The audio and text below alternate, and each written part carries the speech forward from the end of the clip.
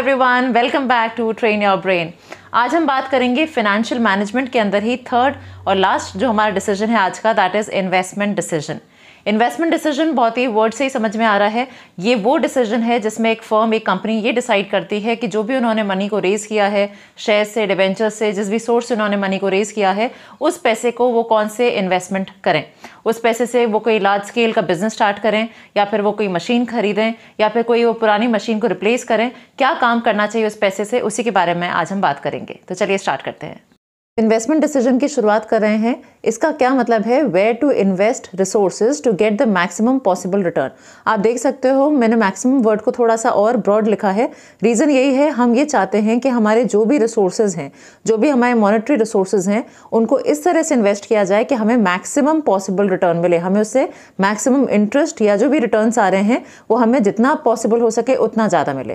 तो एक तरह से क्या हुआ investment decision? It relates to how the firm's funds are invested in different assets. किस तरह से हम अपने फंड्स को एलोकेट करें, जो भी हमने मनी रेज किया है फाइनेंसिंग डिसीजन करके, उसको किस तरह से ऐसे इन्वेस्ट किया जाए कि हमें मैक्सिमम पॉसिबल रिटर्न मिले।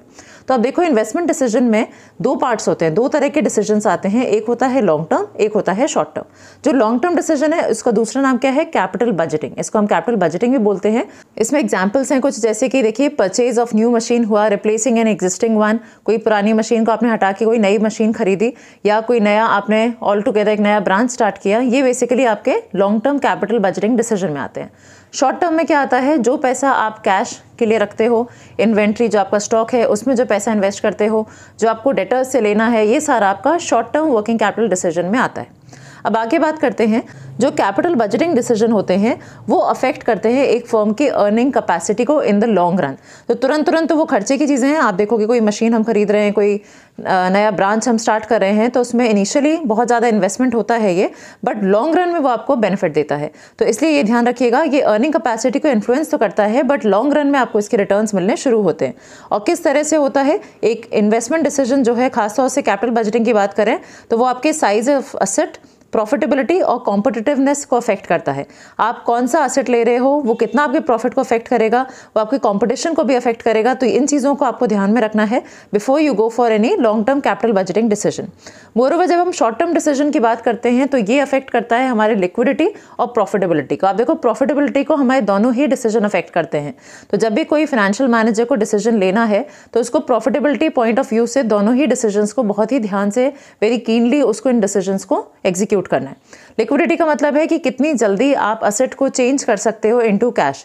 एंड यहाँ पे हम करंट असेट की बात कर रहे हैं, तो आपको उन्हीं असेट्स में इन्वेस्टमेंट करना है कि इन केस आपको फंड्स की रिक्वायरमेंट होती है तो कितनी जल्दी आपके करंट असेट जो हैं वो लिक्विडेट हो पाएंगे। और इन्हीं तीनों का, जो कैश का, इन्वेंट्री का, रिसीवेबल्स का प्रॉपर मैनेजमेंट अगर आप कर लेते हो तो उससे हमारा साउंड वर्किंग कैपिटल डिसीजन हमें मिल जाता है। तो अब हम इसके आगे बात करते हैं with respect to the investment decision के फैक्टर्स। ये मैंने आपको शॉर्ट में बता दिया एकदम ब्रीफ में कि इन्वेस्टमेंट डिसीजन क्या होता है। तो देखो, पहला जो फैक्टर है वो है cash flow of the project. यहाँ पे प्रोजेक्ट से मतलब है इन्वेस्टमेंट प्रपोजल से। और यहाँ पे देखो मैंने वो दो ऑप्शंस दिए, इन्वेस्टमेंट ए और बी।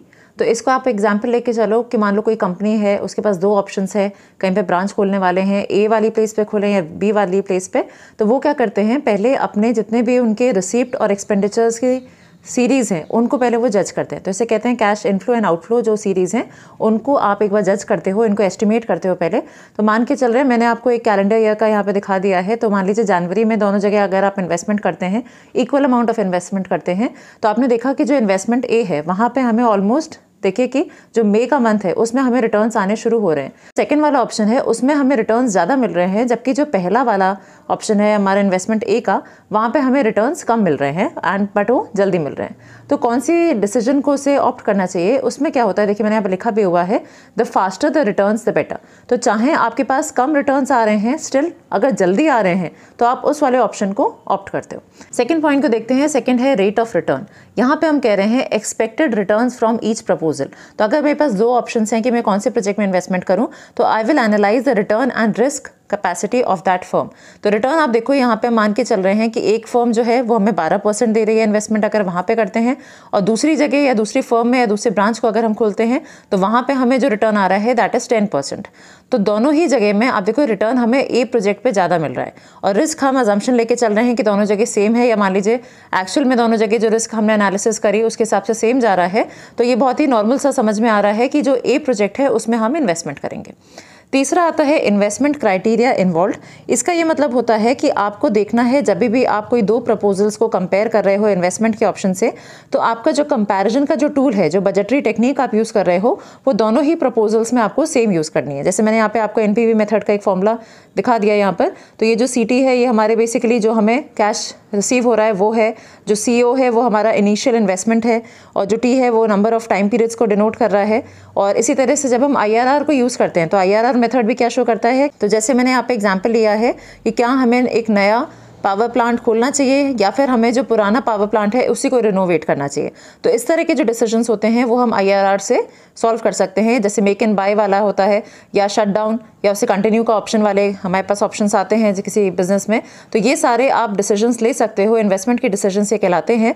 और मेन हमारा कहने का मतलब यहाँ पर ये है कि जब भी आप कोई दो प्रोजेक्ट्स को कंपेयर कर रहे हो तो उसके लिए जो भी बजटरी टेक्निक आप यूज़ कर रहे हो, देखिए मैंने यहाँ लिखा भी है, we have different techniques to evaluate investment proposals, which budgetary technique to use. तो कौन सी बजटरी टेक्निक को आप यूज़ कर रहे हो वो दोनों ही प्रपोजल्स में, दोनों ही इन्वेस्टमेंट ऑप्शंस में आपको सेम रखने हैं।